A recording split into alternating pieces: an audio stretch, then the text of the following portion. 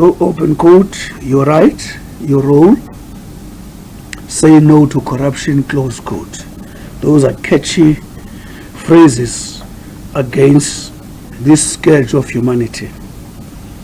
Corruption, whether large or small, remains one of the greatest challenges facing the country and holds back economic growth and social development. Cabinet remains encouraged that the justice system continues to take decisive steps to bring those who are found to have been involved in acts of corruption to account. The Commission of Inquiry into allegations of state capture, corruption, and fraud in the public sector, including organs of state, is scheduled to submit its final report to President Cyril Ramaphosa on Saturday, 1st January 2022. Watch the space. Cabinet anticipates that in addition to exposing the perpetrators of corruption, this report will also provide us with proposal to strengthen our system to prevent corruption. As part of our ongoing fight against corruption, the Special Investigation Unit instituted a number of cases in the High Court and Special Tribunal, and the following are pending as at 31st March 2021. 56 cases in the High Court, which involves contracts in the amount of 62 billion. 64 cases in the Special Tribunal, which involves contracts in the amount of 6.99 billion. The amounts of values are the contractual amounts which were irregularly and unlawfully awarded by the state institutions and which form the subject of the litigation by the SIU. In the final year 2021-2022, the SIU has already frozen pension benefits of former civil servants, bank accounts and assets of individuals, and business amounting to more than 43 billion. The President has signed a total of 9 SIU proclamations in the final year under review. That's the progress in as far as the state dealing with corruption. Cabinet reiterates that the success of our fight against corruption depends on the involvement of all people in South Africa. If you see something, say something. Report corruption by dialing the National Anti-Corruption Hotline on 0800 701 701. Cabinet reaffirmed its commitment to protect whistleblowers and applauded the bravery of the honest public servants who expose fraud and corruption at times at the risk of their livelihood and lives. In other words, this is one area we are convinced we may need to improve our vigilance in as far as the safety of these individuals. 2, on the rapid increase in coronavirus disease infections, Cabinet noted the rapid increase in COVID-19 infections in various parts of South Africa and urged all people in the country to take stronger action to fight back against disease and its variants. Our COVID-19 infections recorded in the last 24 hours stands at 19,842, which translates into 26.8% positivity rate. We have also lost 36 people to COVID-19 related complications in the last 24 hours. Vaccination does not only help us fight back against the deadly pandemic by preventing serious illnesses, hospitalization, or even death, but it also reduces the health risk posed by future variants. We must continue adhering to the non-pharmaceutical prevention measures of wearing a mask that covers our mouth and nose, maintaining social distancing, and regularly washing our hands with soap and water or using a 70 alcohol-based hand sanitizer. We can also prevent the spread of the virus by avoiding super spreader events such as festivals and parties. Together we can fight back by being responsible and always acting in the best interest of protecting the health of our loved ones and our nation against COVID-19. Cabinet joined President Ramaphosa in applauding our scientists for having alerted the world about the Omicron variant that has been spreading around the world.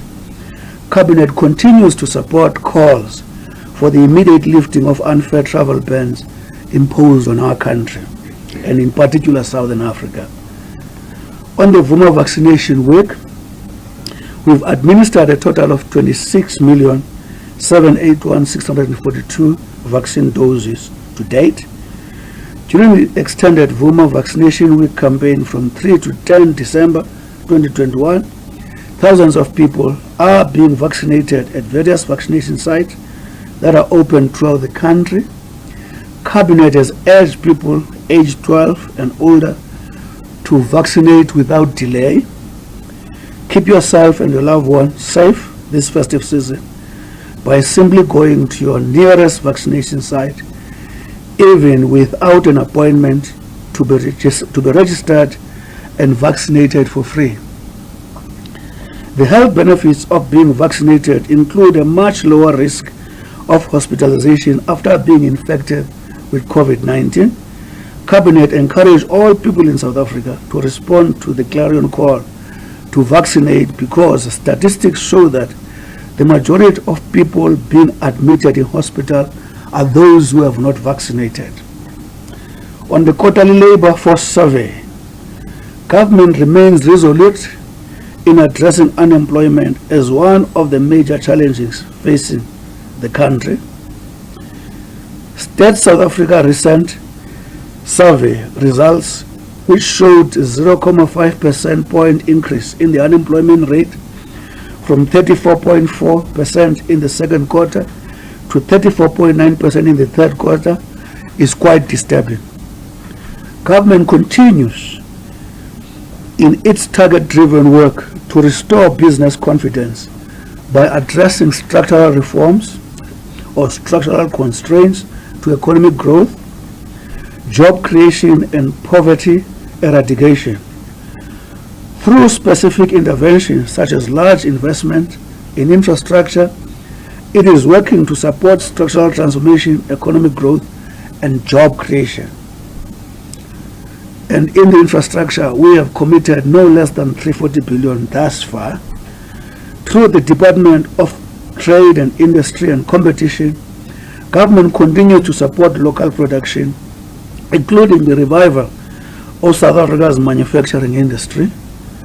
The annual South Africa Investment Conference, commonly referred to as SAIC, continues to attract potential investors. Since its inaugural conference in 2018, the SAIC has so far secured more than 770 billion in investment commitments across a wide range of economic sectors. Cabinet remains committed to working with sectors to address the triple challenge of unemployment, poverty, and inequality. Government will do whatever is possible to create a conducive environment for investment in the country. It will also drive economic transformation to enable greater economic opportunities to the previously disadvantaged groups. On the presidential four-nation visit to West Africa, President Ramaphosa recently led a delegation of ministers and business leaders with view to grow economic relations and people-to-people interaction between South Africa and Nigeria, Cote d'Ivoire, Ghana, and Senegal, where no less than 14 trade agreements were signed. This four-nation visit from 30 November to 7 December 2021 reinforced South Africa's bilateral relations to strengthen partnership directed at African development and cooperation in multilateral forums. South Africa and the partner states explored ways to leverage the opportunities presented by the African Continental Free Trade Area for mutual benefit. and with greater support for businesses conducting intra-Africa trade and investment. On the 16 days of activism, no violence against women and children. As the 16 days of activism for No Violence Against Women and Children campaign draws to an end, for the purpose of a particular phase of this program, which is a whole year event, it remains a disturbing reality that more still needs to be done to eradicate gender-based violence in femicide in our society, I beg your pardon. Many harrowing GBV-related stories, including the loss of lives, have been reported during this period and throughout the entire extended 365 days of activism campaign. We are failing as a nation when the cries of most vulnerable in our society remain unheard or ignored. The irresponsible societal norms which validate the violent behavior of men and the tendency to victimize women who break their silence must stop. Cabinet appeal to everyone, especially men, to take stand and play an active role in ending the scourge of violence against women and children. Men must lead by speaking out against GBVF and reporting it to law enforcement agents. They must also raise awareness and engage in peer education and efforts to prevent GBVF. In order to improve our response to sexual offenses, gender-based violence, government has 106 sexual offenses courts and now moving to the introduction of statutory sexual offenses courts. In February 2020, Section 55A of the Criminal Law, Sexual Offenses and Related Matters Amendment Act was signed into operation, meaning that for the first time, sexual offenses court will now be established in accordance with the statutes. Section 55A of the Act empowers the Minister of Justice and Correctional Services to designate not only a selected regional courts but also any division of the High Court as a sexual offense court. Cabinet urged all sectors of society to collaborate with government to create safer communities and protect victims of abuse. It will only change if we all act, and the time to act is now. On the Cabinet decision, ladies and gentlemen, on the extension of the national state of disaster, Cabinet approved a recommendation by the National Coronavirus Command Council to further extend the national state of disaster to 15 January 2022 in terms of Section 27, subsection 5, paragraph C of the Disaster Management Act 2002, Act 57 of 2002. The national state of disaster is aimed at responding to the special circumstances presented by the COVID-19 pandemic. On the festive season, safety, while most of us will be taking a well-deserved festive break, we must remember that COVID-19 does not take a holiday. A safe holiday period for you and your loved ones can be guaranteed by a simple jab at your nearest vaccination site. Cabinet calls on everyone to continue to be vigilant and avoid large social gatherings. Together we can make the festive season a joyous and a safe one for everyone by not drinking and driving. We must obey all the rules of the road, including driving within the legal speed limits. Let us all make an effort to arrive alive. Cabinet called on parents and caregivers to be extra vigilant with the children in their care, especially at pools, beaches, or near water. To ensure a safe festive season, be alert at all times when on holiday or during leisure moments. Report any suspicious criminal activity immediately to the police on 10111 or alert the nearest security offices. Special messages on congratulations. Cabinet extended its congratulations and well wishes to President Ramaphosa on being bestowed with a doctorate honors causa from Sheikh Anta Diop University in Dakar, Senegal, which is recognized as one of Africa's and the world's preeminent universities. 29 years ago, former President Nelson Mandela was awarded the same doctorate at a time when our nation was not yet free. It is fitting that President Ramaphosa has been awarded this prestigious honor in the year that we commemorate the 25th anniversary of our Constitution being signed into law. On the Blitzbock for triumphing twice in 2 weekends during the prestigious Dubai Sevens Rugby Tournament. Indeed, they showed us a lot of sparks. They became such an inspiration, as they have done for many years. On the condolences, Cabinet expressed condolences to the family and friends of Mr. Comrade Ibrahim Ismail Ibrahim at an age of 84, the former Deputy Minister of International Relations and Cooperation. Comrade EB, as he was affectionately known to his friends and comrades, dedicated his life to the struggle for democracy and freedom and worked steadfastly to build a better South Africa for all. Ambassador Lindiwe Mabuza at 83, the veteran diplomat, poet, feminist, and struggle icon who served in several diplomatic postings. In 2014, she received the Order of Ikamanga in silver for her excellent contribution to mobilizing the use of arts and application of creativity for democracy, displaying that cultural activism played a significant role in achieving democracy. On the appointments, ladies and gentlemen, you will read for yourselves, and thank you for listening.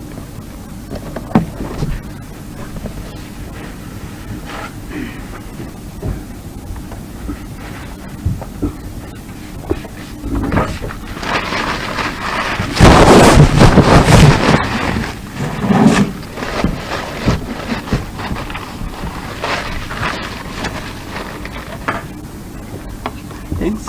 And thank you very much, Minister. At this point, we'll invite questions. Thank you. Bernard. Thank you very much. My name is Pelane Kafadi. I'm from Newsroom Africa. A few questions for the Minister. The first one here is when is the President really likely to address the nation in relation to the response to the increasing COVID-19? Is there a meeting perhaps of the NCCC as well scheduled urgently, as the Omicron variant seems to be taking its grip on the country? Second question is what are some of those trade agreements signed in the four nations trip? Mandatory vaccines, any recommendations or progress report made by the committee that was established to look into this mandatory vaccination? And the last one is unemployment that is highest. Mandatory something? Mandatory vaccines, any recommendations or progress report which was brought to the cabinet in relation to that particular case, the mandatory vaccination. There is that committee that was established. Has it brought about some progress report or recommendations? And the last question is unemployment at its highest. 2 weeks ago we learned from the quarterly labor survey, and 2 days ago we learned about the 1.5 drop in the GDP. So cabinet there, what are the urgent interventions in regard to that? Thank you. Ndiqale kweliqala mandiye ngaphaya then zawubuya back. Okay. Last month, the President indicated that government has started a process to amend health regulations. From what? You just say okay. Minister didn't hear you. Okay. Last month, the President indicated that government has started a process to amend health regulations so that it can review the use of the Disaster Management Act to manage its response to the pandemic and ultimately declaring the national state of disaster. How far are you with that process? May you please give us timeframes as to how long you are planning to keep the country on national state of disaster? And when you say you're going to amend the health regulations, please outline what that entails. Thank you. Is that? SABC News. Just on the last family meeting we had, President Ramaphosa gave me information of the fact that the Deputy DP Mabuza will foresee a possibility where we can look at the mandatory vaccine. Any progress in as far as that is concerned? And then number two, we've recently seen, as in yesterday, that Ngabula, the Speaker of Parliament, has expressed concern over the fact that some MPs, including those who represent the ANC in the National Assembly, have missed the deadline to actually declare their financial intentions. Has the Cabinet spoken about that? Mr. Gungubele actually in that list as well. You didn't blame Flegas. Thank you. Okay. Do you want us to take the other ones, Minister, or you want to respond first? There's the ones online. There's a lot here. Yeah. There's a lot, especially with Abogile. Dealing with me personally. Okay. All right. Thank you. We call it the family day, yeah? The family meeting. It's difficult to have a specific date on that one until the national the NCCC have a meeting. It's based on their assessment from the Medical Advice Council to decide, based on what is happening, whether indeed the family day is necessary or not. Remember, what we are monitoring now on this vaccine is the clinical manifestations, because the nature of the clinical manifestation indicate the possible threat to hospital load. Because if it translates to manifestations clinically that actually make people very sick to need admission in hospital, the load becomes under pressure. So far, the reports we are getting is that there is no red flag in that. Remember, the other issue that we are trying to think about carefully, that's why vaccination has become so important, is to live with this corona, because you need to find a balance between the livelihood and lives, because those are two sides of the same coin.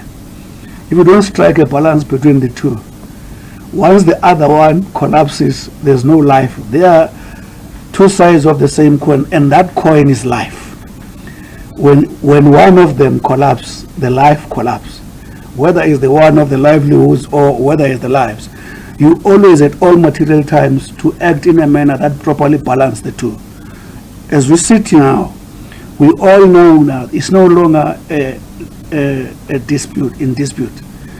The damage the restriction caused last year, level 5 and so on. Thousands of business that stopped, a number of jobs that have been lost, and the uncertainty that has been created by corona, that people don't know when are we going to lock down or not. The attitude the government is adopting is find the best possible way of navigating whilst ensuring that the initiatives for livelihood are intensified, ensuring that the economy moves. On the mandatory vaccine, no recommendations were tabled, and all we are looking at is the entire information on the implications of the mandatory stuff. You see, to say it safely, it's so clear to a number of us that you need a policy that encourages vaccination, and you need a policy that discourages cynicism towards vaccine. What type of policy in that will actually depend on the findings we have as we assess that situation. On the unemployment, listen, as you know that before COVID, our economy was already limping, and it went worse during COVID. The president on, is it 2018, October 15, if I'm right, it's 2020, I think, October 15, announced the recovery plan to intervene in this matter. There are certain problems that would be, there are certain damages that will still show as effect of the past, of the past damage, as we try to intervene to change the situation. Economists analyzing very closely will give better stats on that. But having said that, our economic recovery is infrastructure led. Some of you must have been with us, I think Pelani was part of that, in Musina, where we show a major infrastructure intervention, which was about 640 million there in Musina. There's a lot of these infrastructure interventions all over the country, and next year we're going to demonstrate to you. Because when we talk about structural constraints, we speak about all those things that make it difficult for private private sector to invest in our economy. One of them is the productive capacity, which depends on infrastructure. Infrastructure networks, meaning what? Mobility, information flow, availability of energy, and a number of those types of infrastructures, because they create conditions for a productive capacity. Those conditions make private sector to invest. And the other critical one, you heard the Minister of Finance on the MTBBS. He spoke about security. In this country, what we have to fight and fight successfully and send a clear message that we are prevailing over is crime, is violence, is instability. You know the damage caused by July. A lot of our people, out of anger, found themselves caught up in activities that were very suicidal. A number of people are suffering. I've gone to places like Mzindo in KZN, where people have destroyed ATMs, which were close to the old ladies where they sit, because those ATMs are no longer there, and they don't have money to travel to faraway centers. So then, two, having said that security, one of the critical things is to intensify information, which GCIS is trying to do, so that at all material times, when they are fight on how to react to those so that they don't damage themselves. There's a series of other interventions, but I'm saying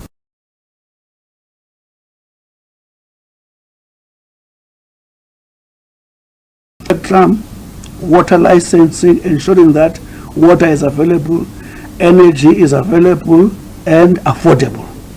That's the course we're taking, and reliable.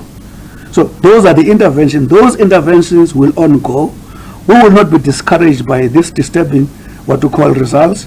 We know at the end of the day, the future of this country lies in the hands of the people of this country. So we're not going to look at this and cry and look back. I think I've dealt with that part. Review of health regulation. Humulimo, am I right? Yes. I remember that surname, Humulimo. Comrade Humulimo. Yes. Health regulations, that process, ma'am, is ongoing. Because when you want to review regulations, again, you must analyze the implications of that. So that process is ongoing, because the importance of that process, again, is to ensure that we intensify conditions that protect initiatives that ensure livelihood is sustained. So we'll come back to you when we are very clear exactly what is going to be done about that. Abungile, progress. You asked progress on something? Mandatory. On mandatory vaccine. Then I think I've already dealt with that question. On the declaration, I have not even been informed. You know, sometimes we're not in parliament, we're in cabinet. We landed yesterday. I didn't hear that information. It's something that we have to deal with because it's quite a matter that must be viewed seriously, especially when we deal with issues of corruption. MPs must disclose. That's why the issue of lifestyle audit and a number of these things are very important. We want to send a message that our government is led by people who can be trusted. It includes me. If I've been listed there, it means I have got a lot to account for. Thank you very much.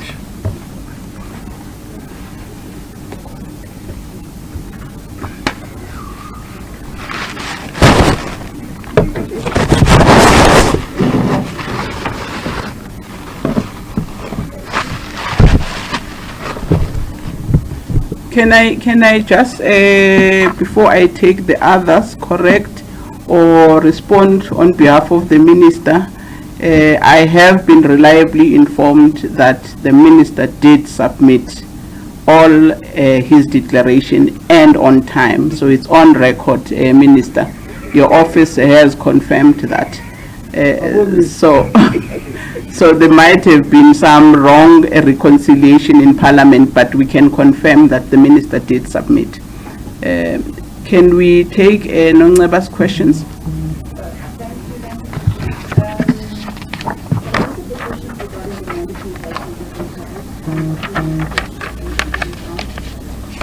The one question is from Sophie Jonathan. She's asking, why is President Ramaphosa not going to participate during the Democracy Summit that will be hosted by President Joe Biden later today? There's also a question from Ms. Perere Dunga, asking, since a lot of companies are enforcing mandatory vaccines in the workplace in line with the Occupational Health and Safety Act, what is government's position or assurance around the mandatory vaccine? Then we have a few more other questions. The one is from Suman Naidu, who's a freelance journalist, asking, can the minister clarify if the issue of the Cape independence, which again has been in the spotlight during the election period and has been discussed by cabinet or the president, the issues related to why it is not taken serious, where citizens have been campaigning for the province to become a republic and they're arguing for self-determination. Can you start that question? Yes. I didn't get it. Let me just come closer to the mic. The question is, can the minister clarify if the question of the independence of the Cape to be a republic of its own has been discussed by cabinet or with the president since citizens have been campaigning for the province to be declared a republic, and they're arguing for self-determination. And they're also asking, on the other hand, those citizens who've been campaigning for it have been accused by some of treason, and why has national government not made a clear stance on this issue? And then we have a question from Mervyn Charles from News 24, asking, there are growing concerns of protests and disruptions ahead of the memorial service of former President F.W. de Klerk. Has government implemented any additional security measures on the day for the memorial service? And what is government's message to those threatening to disrupt de Klerk's memorial service?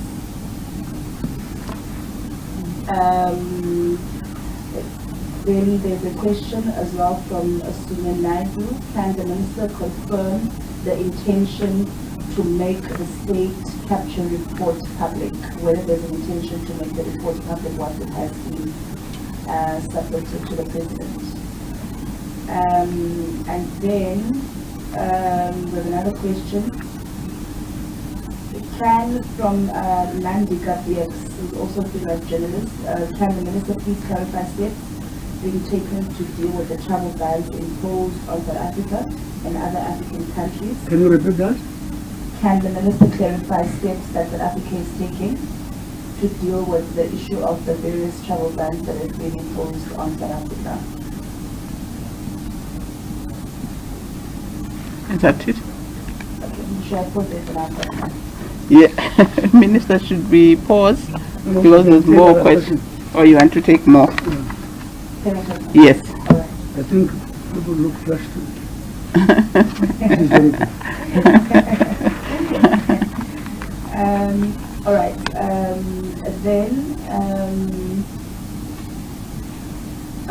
Arthur from Hartlepool is asking, can Minister confirm the Cabinet had talks about the retrenchments expected to take place at Petro SA?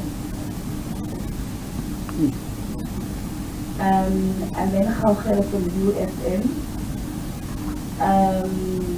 is asking, are you able to guarantee anxious South Africans that there will not be any hard lockdown even if the COVID-19 infections rise? It's my impression that the President traveled with a very large contingent to West Africa, including half of Cabinet. How many people went on this trip, including their various aides?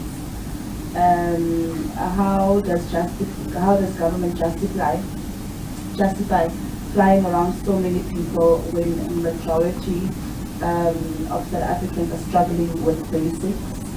And the last part of the question is, a significant number of South Africans took exception to the videos of the President and ministers dancing while on the trip, and I would like you to take this opportunity to take them into confidence that this was not just a jamboree, but the real work being done by government as led by the President and his team. Thank you, Minister.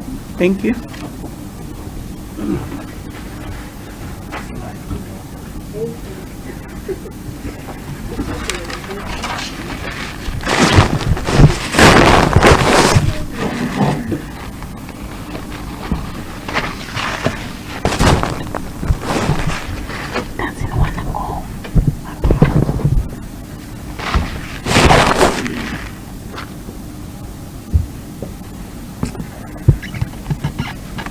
Thank you very much, Program Director. It's difficult for me to comment on the President not participating, because I am yet to confirm whether he's participating or not participating. But having said all that, you must know the difficulty that is behind our relationships now, which we have to manage. We need a sustainable and a productive relationship with the developed countries for known reasons. For this country and its constitution is a champion of world peace, world prosperity. So interacting with those countries remains the priority to us. So whether then the President is participating or not is a matter we need to follow up. I am not in a position now to comment. But I've said you must understand the difficulties of the developed countries that simply jumped. It was painful when the President dealt with this matter in Senegal, where, for instance, calls from the developed country would have been, we heard you guys have got Omicron, we're banning you, full stop. And then African leaders calling and say, listen, we've heard of this, we are going to work with you. And those are different protocol relationships. But the attitude of our constitution dictates a positive nation that must always want to contribute in solutions, because without good relationships, there is no productivity in the world of humanity. That's the general answer I would give there, but whether the President is participating or not is a matter we'll have to attend to. I just want to come back again, although we dealt with this question. Let's find a balance, I want to repeat this, between livelihoods and lives, saving lives.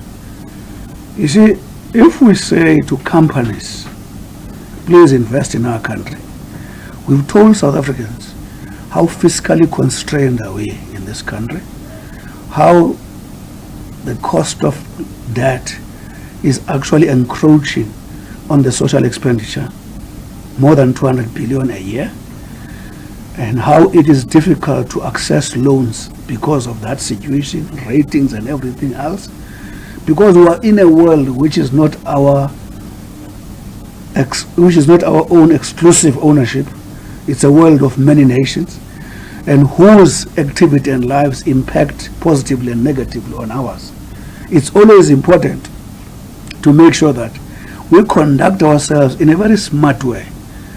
The point I'm making is this again: when firms want vaccination, those firms positively want to assist this country.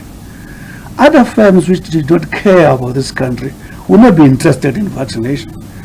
They want to make sure that they participate in this country economically in a manner that absorbs those who are unemployed, in a manner that gives them opportunity to pay to our tax so that we've got revenue to develop those who are poor.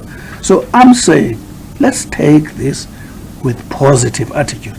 If vaccine doesn't kill you, but there's more benefits when you take it for your country, for your children and friends and your country, why must it be difficult? We're making this appeal to our people. Let's come to the independents who are campaigning for independent Cape. I think for more than 300 years, South Africans campaigned for a single South Africa. And they have achieved that. The Western Cape in its majority has been part of that. The nation in its majority, across colors, people agreed on this constitution of a single South Africa. The cabinet didn't discuss this matter, but my biggest advice is that whilst people have got a freedom of expression, my biggest advice to them is that 300 years of divisions and the consequences it has on South Africans must be a great lesson that division is a very huge risk to the future of this country. People must know the future of this country lies in us nationally cohesive, nationally united, nationally collaborative, so that we are productive. A divided South Africa is a disaster. 300 years has shown. My nice advice here: we are a constitutional country, we are a single country. We believe that's the way to go. We'll watch development as they occur, but I cannot imagine South Africa voting for a divided South Africa again, whilst people continue to be free to express their views. Let me tell you this: there's nothing wrong in people saying you want your independent country in South Africa. We want you to say that because the constitution of this country made a choice, either shutting up people or engaging with them for proper leadership. Because once you shut up people, you don't know what their feelings are, you don't know what they want, you don't know what to provide. But if you allow them to speak, it gives you an opportunity to make effective leadership. My advice to them: a divided South Africa has its consequences to show. That's the little I can say about this matter. And I would advise against other people who want to hurt people who express their views, because Constitution encourages us to engage them. Again, let's come to the FW de Klerk issue, which is still being decided, being worked on. There's a supposed memorial on Sunday. I think this has become a very tricky debate in our country. But what I want to state here is that our forebears fought against division, whether it's based on tribe, whether it's based on race, and they always committed that those who are for unity are on our side, those who are against unity are our enemies. Whoever was our enemy before and took an initiative to be part of a united South Africa, my understanding of the mission of our forebears, that one has become part of us, because we are serious when we say we are against division, when we say we are against racism. Those who become part of a South Africa that affiliates to this constitution should be on our side, and will continue differing on the path of constitutional democracy, on the modalities on how to pursue its freedoms. But as long as we are bound by the same constitution, we are family of a single nation. In that instance, it would be unfortunate if we exclude F.W. de Klerk. My view is very simple. If he took this initiative to be part of the process of negotiations, made some mistakes in the process after negotiations, left GNU, but the major thing he did, together with our leaders, was to agree on a process of ensuring that there's a constitution in this country which gives our people their freedom, even this freedom to march and do everything. It's always useful when we are leaders to actually relate with one another on the positive issues that we contribute in building a nation, to undermine the weaknesses of one another that undermine the big picture that we want to become. That's a bigger sort of response I want to make to that. Disruptions, we'll have to stop them, because if they are illegal, they will have to be stopped. If they are legal, it means there's a protest, you apply, you do all those things, but whatever is illegal around that event is going to be dealt with in terms of the law. But we're advising our people, we agreed to forgive one another, and forgiving, by the way, is not a sign of cowardice. It's a sign of strength, because you want to engage. Cowards don't want to engage, because their weaknesses will be exposed. I want to repeat this. Cowards don't like to engage, because their character and weaknesses get exposed. But when there's peaceful environment, the great thinkers, people with character, who know that they have got better things to contribute in this country, do engage. And we opted to engage. That's why our constitution is encouraging us to do that. State capture, it will be made public. I do not know when. President will receive it, he will determine the date. We don't have a choice, by the way. Our constitution is for transparency, accountability, and open democracy. And those principles will always prevail. African steps taken on the barriers. What Africa, in my view, is trying to do is to bring sanity in the minds of all those who respond in an alarming way to pronouncements of the scientific outcomes. You know, sometimes Africa has been undermined for a long time. It's difficult to believe that something brilliant can come from Africa. If it comes, they say, no, it's a strange thing, it's myth. I guess that's the attitude. But however, the calm and sober decision by African countries is an attempt to engage the developed world on the inadvisability of the barriers to thus far. On the Petro SA retrenchment, I haven't heard anything. We'll follow that up. Can you guarantee that there will be no lockdown? Who can do that? You know, if you read, we said we'll follow science. We'll follow objective reality. We'll respond to circumstances. A surviving nation is an adaptive nation. There's no other way. You cannot say there will be no lockdown when you don't know what the situation will be. You remember I said, our life has got two sides, livelihood and saving lives. Always, whether we survive is how is the balance that is required at all material times that keeps us alive in a bigger way. So it depends, and we hope not, and we wish not. I repeat this, we don't want those lockdowns to come, but we cannot say they will never come. How many people in the trip, cost implications? Well, let me tell you this. The South African economy is highly dependent on the international trade for a number of reasons.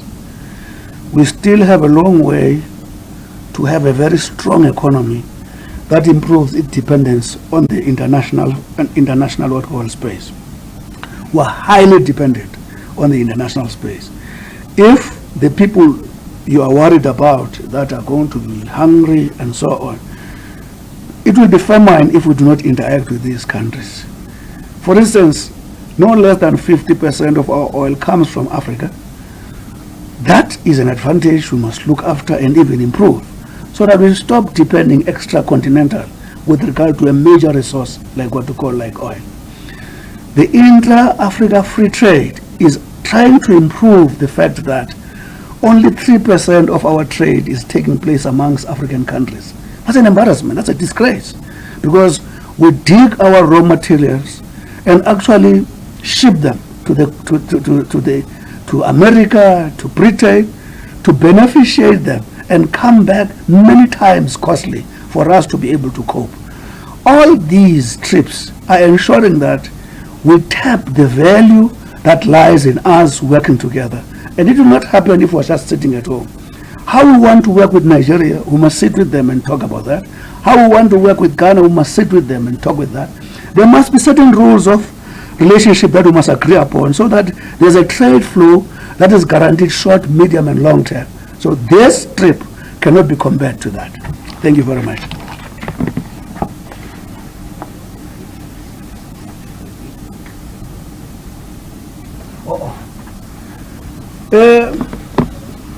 All I can say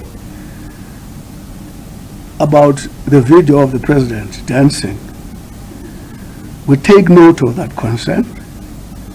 We think it's a matter that we'll attend to. I don't want to take it further than that.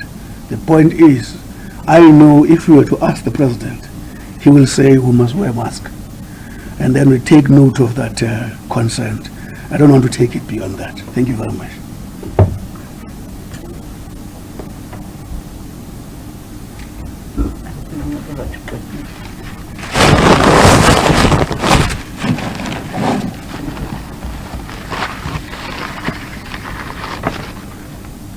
I hope you'll say there's no more questions, because we've done 2 rounds and we normally... Just 2 more. 2, is it fine, Minister? Sorry. Okay.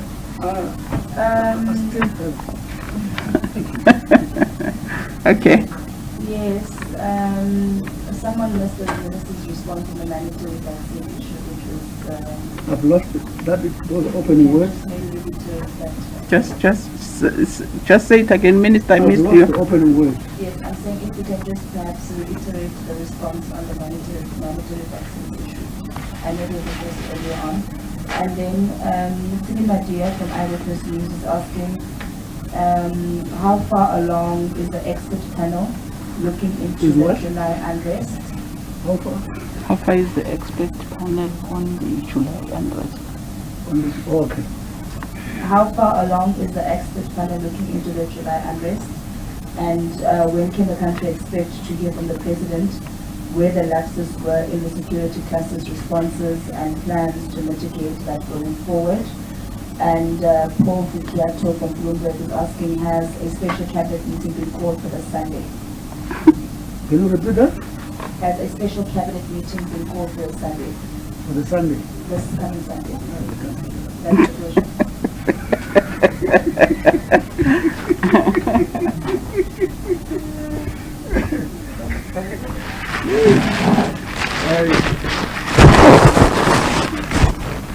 I think that's about it. Well, I wish my job was to speak about the mandatory vaccine every day, all the time, right? And I want to repeat, I'll be very short now. The biggest threat to our country now is an economy in trouble. And the smart approach that is generally understood is to live as smart as we can, to do everything that do not interrupt the economic recovery, right? A sick person with food on the tummy, with sugar in your system, and a lot of dietary requirements, is in a better position to deal with a sick health. But there's a degree of sickness which, no matter what food do you have, you may not be able to deal with. That's the balance we're speaking about. And we're saying now, the economic damage is so huge that all hands on the deck, on the line of economic recovery. And I want to repeat what I said about a firm. If a firm says to you, let's use vaccine, unless you can go to your doctor and your doctor shows you whether it kills you or not, your doctor can advise you. But if it doesn't kill you, it doesn't harm you, you stand a chance by vaccinating and make a huge contribution in intensifying the economic recovery, without which this country is not going to get anywhere. And we can speak about this point, speak and speak again. And from Tsidi Madia on the expert panel, maybe it's a matter we're supposed to have checked before we come here.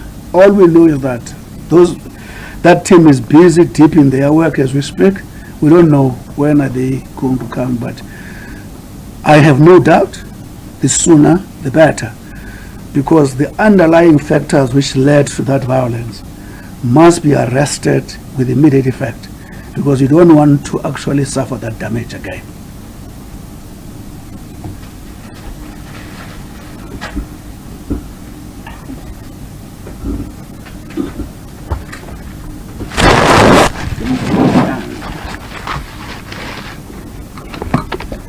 Thank you very much, Minister. I think we are done, unless there's somebody who's really dying, or I think you've been very clear, and thank you very much, Minister. We adjourn. Thanks. Thank you very much, guys. Happy Christmas.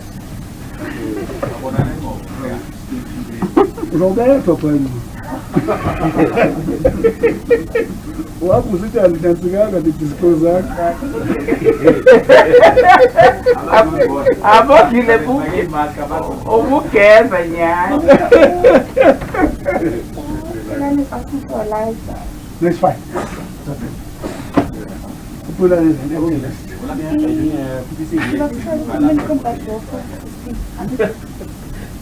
Tonight,